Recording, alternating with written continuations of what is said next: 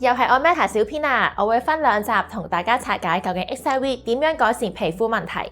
講到皮膚瑕疵，除咗大家好熟悉嘅色斑同埋暗瘡之外，有冇留意到有時塊面有一啲紅紅紫紫、青青藍藍嘅微血管，搞到塊面好似花哩碌咁呢？我哋面嘅血管有分靜脈同動脈，有粗又有幼，咁究竟邊啲打得，邊啲唔打得？眼周薄嘅位置有紫藍紅嘅血管，又可唔可以處理呢？點樣做先至最安全？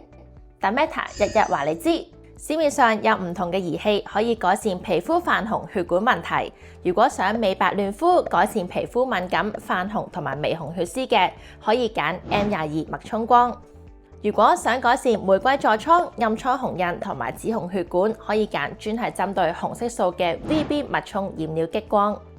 最後一樣就係皮膚泛紅、玫瑰痤瘡、紅血絲，仲有最難搞嘅紫藍青血管，就只有 XLV 長脈衝激光可以做到啦。佢包攬晒前面兩種儀器所有嘅功效，利用選擇性光熱作用，精準處理多餘嘅靜脈血管。以上儀器全部都有 FDA、CE、KFDA 三大認證，而 Meta 就有 M22同埋 XLV 兩大王牌，可以更全面咁幫到大家嘅皮膚。